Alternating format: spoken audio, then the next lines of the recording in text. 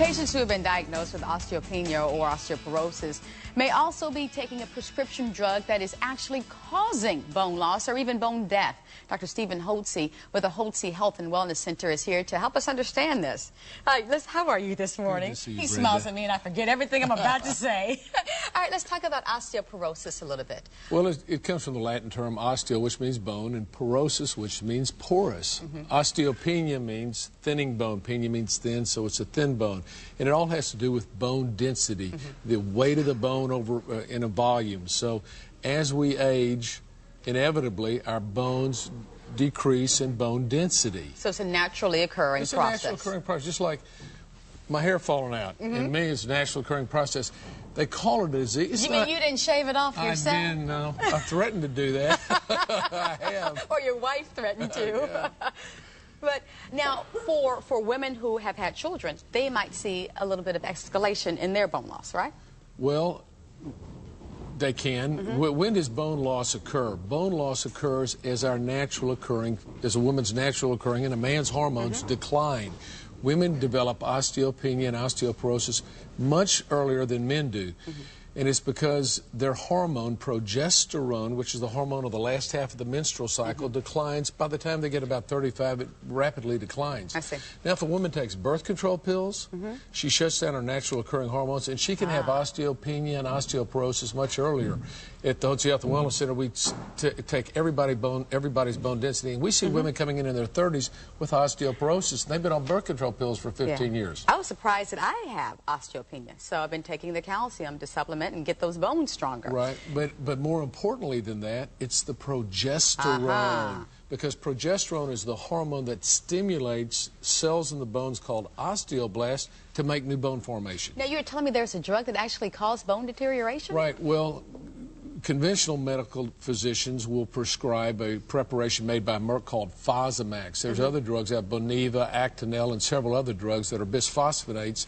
And these they'll increase bone density, but they don't increase the bone quality because it's not a natural substance.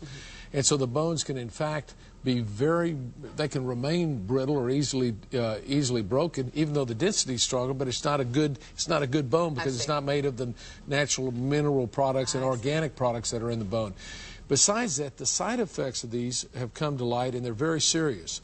People that are over 65 years of age or that have taken these drugs like Fosamax and Boniva for an extended period of time over 5 years that have surgery on their jaws or teeth removal when they take these drugs get osteonecrosis. That's death of the bone in their jaw. Wow. It's called osteonecrosis of the jaw. And the dentist found this out. They saw the connection between, there was this all of a sudden all these people were having this problem, and they were checking and they found out the connection was they're on Fosamax. They cause it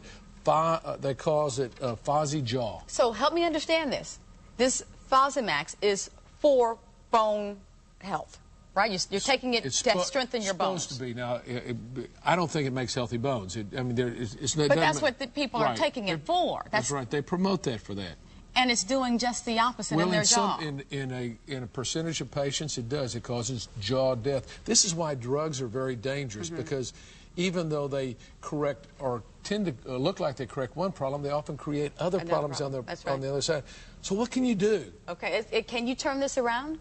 Well, yeah, it's real simple. As we age, our hormone levels decline. Women's progesterone declines, which stimulates bone formation. Men's testosterone declines. So men, when they're 10 or 15 years older than women, they start getting the bone loss. So what do? You simply replenish the hormones. You put the progesterone back in the body, and you take calcium with magnesium, and you take some vitamin D, and that goes miles to helping arrest bone loss and loss of bone density, and increasing, as a matter of fact, bone density, and more importantly, the quality of the bone is natural and it's healthy. A lot of people forget the vitamin D part of this. Vitamin D is very important, and we use anywhere from 1,000 to 4,000 milligrams a day of vitamin D. And talk a little bit, Dr. Hotze, about why vitamin D is so important in this equation. Well, vitamin D is really, it's a pro-hormone. And some people say it is a hormone, and it is important for the formation of bones. So is calcium and magnesium, though both. So you have a mineral part of the bone made up of the vitamins and the calcium and the magnesium, and then you have an organic part of the bone, which helps stimulate. That's where the osteoblasts and osteoclasts are. Osteoclasts are cells that destroy bone, break it down, and osteoblasts improve it. So progesterone and, in men, testosterone can stimulate bone formation naturally, safely, and effectively. Thank you. You're so smart. He's so smart. There's more great information on Dr. Hotze's website, hotzehwc.com, or call his office, 877-698-8696. Up next, finding the right bra for a good cause. We'll be right back.